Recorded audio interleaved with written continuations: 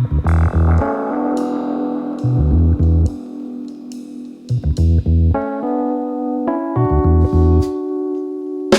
guys, welcome back to another video, and today I'm going to be going through studio gear that I would purchase if I was putting together a studio setup for under $1,000.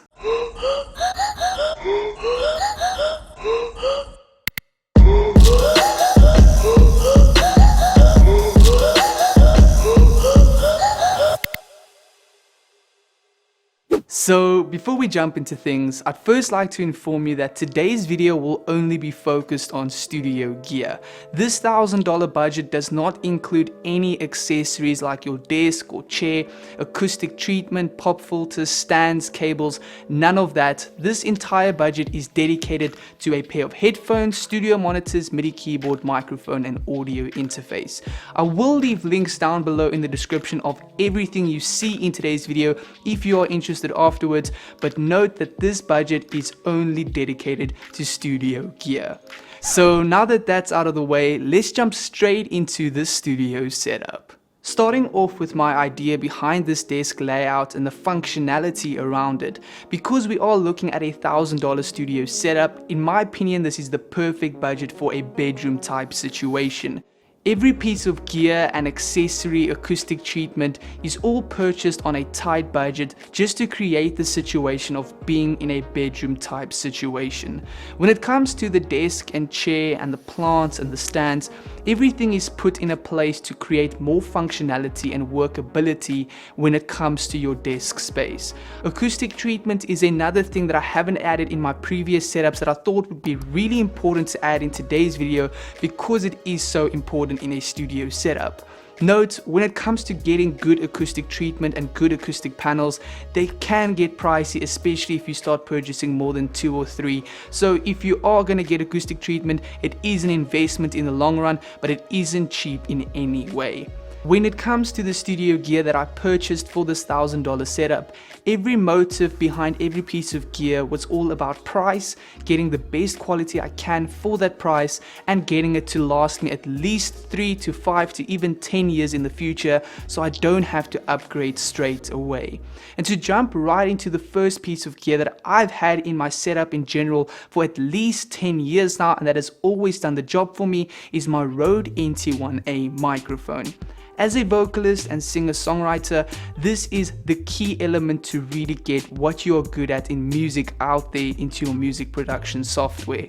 It's an amazing piece of gear that's super good quality for the price, and it doesn't only include a microphone but actually comes with accessories like a shock mount and pop filter and cable.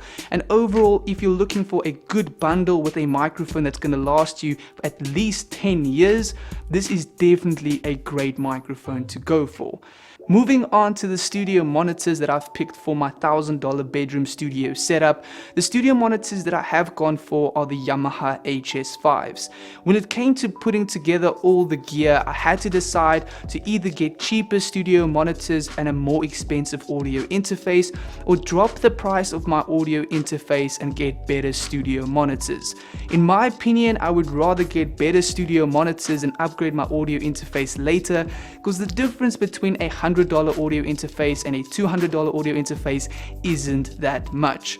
These Yamaha HS5 studio monitors are the perfect size for a small bedroom studio setup. They have a great reputation, and in terms of mixing and mastering a song and even music production, they really do a good job. They also last very long, and because they are such a popular pair of studio monitors, if you get yourself a pair and you don't like something about them, you can sell them again and definitely get most of your money back. With the addition of a pair of studio monitor stands, these are the perfect fit for a bedroom studio setup. Now, like I mentioned earlier, because I increased the cost of my studio monitors, I have had to decrease costs somewhere else. And the gear that I've picked to go a little bit cheaper on is my audio interface.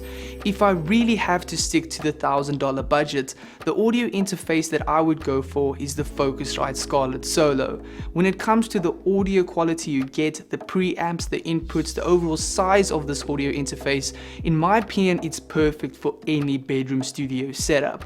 But if you have a little bit more money and you do want to upgrade your audio interface, the perfect choice for a bedroom studio setup is the Audient ID4. This audio interface will cost you $200 instead of $110 like the Scarlett Solo, but with this audio interface you're getting next level preamp quality. The overall build quality that you get with this audio interface is also on another level, and the features you get are also quite exceptional. I'm a big fan of Audient audio interfaces. They are quite pricey compared to other interfaces, especially if you want to get a quality product that's going to do the job for you for a long period of time. But like I said, if you want to stay under that $1,000 budget, the Scarlett Solo is still a good option to go for, and I've got no complaints there. Moving on to the MIDI keyboard that I picked for this $1,000 studio setup, the key thing to keep in mind here is that you'll only be purchasing this gear if you're really into music production. If you're mixing and you're mastering songs, you usually aren't adding melodies or changing anything. You might be adding a few things, but not enough to require a MIDI keyboard. So if you want a MIDI keyboard and you want this as part of your budget, you do have to really be involved in music production. The MIDI keyboard that I have gone for is the Alesis Q49, and the reason I've gone for this MIDI keyboard is the fact that I believe 49 MIDI keyboards are the best way to go, especially in a budget studio setup. I don't like small keys when it comes to those smaller MIDI keyboards, and because I'm someone that doesn't use drum pads and all of these kinds of things, I only use keys. I don't worry about having those things on my desk. I just need keys. I can still play with drums using keys, and I like full keys and the feel of Alesis MIDI keyboard keys, and I think that overall for the price it's all you need to really do the job you need to do. And finally, the last piece of studio gear that we're gonna need to get to complete our $1,000 bedroom studio setup is a quality pair of studio headphones. And the headphones that I've gone for are the Beyerdynamic DT770 Pros. These headphones for the price do such a good job for music production, mixing and mastering. They're super comfortable, they are great in terms of build quality, they have everything you need for a small studio space, and even professionals that can afford a lot more use these headphones because they do such a great job. I don't think there are any headphones out there at this price that can really do the job as well as the Beyerdynamic DT770 Pros, and I think for anything music related when it comes to headphones, these will always be my #1 choice. So that concludes my gear choices for my bedroom studio setup, but now it's time to really see if it adds up to $1,000 or less. Starting off with our microphone, the Rode NT1A will cost us around $230. Our studio monitors, the Yamaha HS5s, will cost us around $400. Our audio interface, the Focusrite Scarlett Solo, will cost us around $110. The Alesis Q49 MIDI keyboard will cost us around $100, and finally our studio headphones, the Beyerdynamic DT770 Pros, will cost us around $160. If you add all of this up, it ends up exactly at $1,000, which was our budget, nothing less and nothing more. And like I mentioned, if you do want to purchase anything else like the accessories, acoustic treatment, desk chairs, stands, anything like that, it's all additional costs. Your laptop, computer, music production software, this is all unfortunately additional cost. But like I mentioned in the beginning of this video, this was all focused on studio gear and those 5 key studio items to really get a great home studio setup in your bedroom.